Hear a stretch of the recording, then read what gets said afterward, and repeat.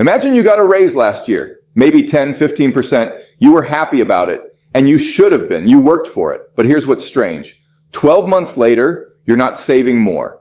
You're not closer to that down payment. You're not less stressed about money. In fact, if anything, money feels tighter now than it did before the raise. This isn't a coincidence, and it isn't a personal failure either. It's a pattern, one that repeats itself so quietly and so predictably that most people never even notice it happening. This is the salary trap.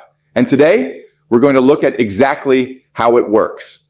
Let's talk about someone called Daniel. He's 31. He lives in a mid-sized European city, let's say Frankfurt. He works in marketing for a tech company. And last year, after 3 years at the same firm, he finally got promoted. His new salary, 62,000 euros a year. After tax, he takes home roughly 300-400 euros a month. Sounds comfortable, right? Let's look at where that money actually goes. Daniel's monthly budget, Frankfurt rent, 1 bed, city center, 1,150 car loan payment, 20 car insurance, plus fuel 180, groceries plus dining 420, subscriptions plus phone I-95, clothing plus personal care 110, social activities, travel 200, total outgoing 475, remaining at end of month 25. What actually makes it to savings $200, $300 on paper, Daniel earns well, but after the essentials and a lifestyle that honestly doesn't feel extravagant, he's saving less than 10% of his income, some months closer to 6. Here's the part worth paying close attention to. 2 years ago, Daniel earned 49,000 euros. He drove a used car he owned outright. He lived in a slightly smaller apartment on the edge of town. His groceries were modest, and he didn't think twice about cooking at home most nights. He saved around $400 a month. Not impressive, but consistent. After his promotion, the first thing Daniel did was upgrade his apartment because he felt he'd earned it. Then he leased a newer car because the old one didn't match where he was in his career. Then the restaurants got a little nicer, the holidays a little longer, the wardrobe a little sharper. None of these decisions felt reckless. Each one, individually, made complete sense. But together, they consumed the entire raise, and then some. Before verse, after the raise, before. After monthly take home, 2,700, 3,400. Monthly expenses, 2,300, 350. Monthly savings, $400, 250. He earns $700 more a month. He saves $150 less. That is the salary trap.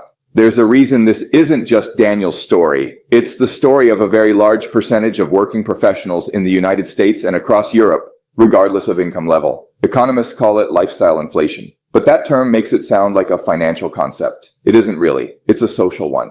When your income rises, your reference group shifts. The people you compare yourself to, consciously or not, are now earning more, living bigger, spending differently.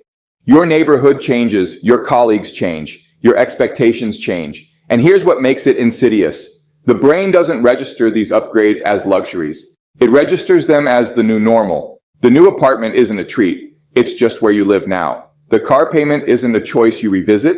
It's just a fixed cost. Psychologists call this hedonic adaptation. The pleasure of any upgrade fades quickly, but the financial commitment stays for months, sometimes years. So every raise becomes fuel, not for wealth, but for a slightly more expensive version of the same life. Let's make this tangible with some basic math, because the numbers here are genuinely sobering.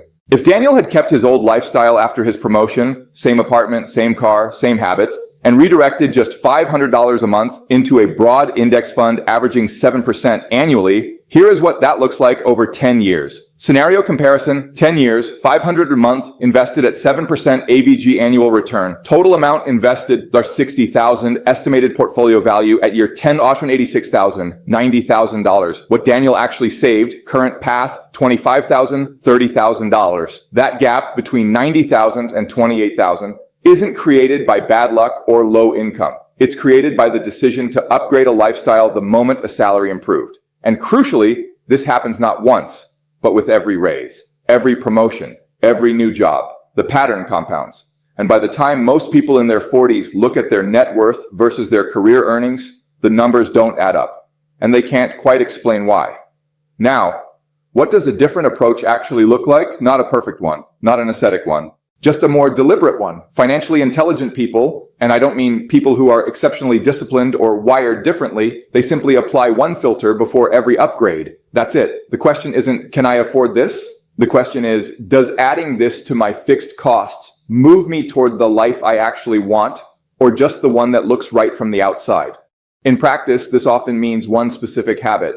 When income rises, any portion gets redirected first before the lifestyle adjusts. Not all of it, not dramatically, but something moves to savings or investments before the spending catches up. In behavioral economics, this is sometimes called paying yourself first. It sounds simple because it is, but it requires doing it before the new baseline gets established. Because once the spending patterns solidify, they're genuinely difficult to reverse without it feeling like a painful step backward. The car is already leased. The apartment is already rented. The subscriptions are already running. Life rearranges itself around the new number very quickly. And then the new number is never quite enough either. The salary trap isn't a moral failing. It isn't a sign that someone is irresponsible or ignorant about money. It's the predictable outcome of a system. A social system, a marketing system, a financial product system that is specifically designed to absorb every increase in income before it can become wealth. The car loan industry grows fastest when salaries rise. So does the premium apartment market.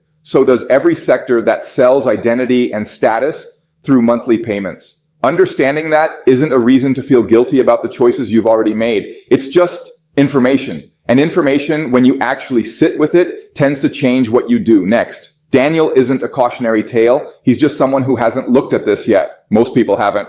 The numbers aren't shown to us in school. Nobody sits us down at 28 and explains what lifestyle inflation will cost us at 42. But once you see the mechanism clearly, the way income rises get immediately absorbed into a more expensive life, it's harder to let it happen on autopilot. That's really all this video is trying to do. Not prescribe a budget, not tell you what to drive or where to live, just make the invisible pattern visible. So if and when you decide to change something, it's a real decision, not a default. If this way of looking at money is useful to you, subscribing means you'll see the next video when it's ready. That's all.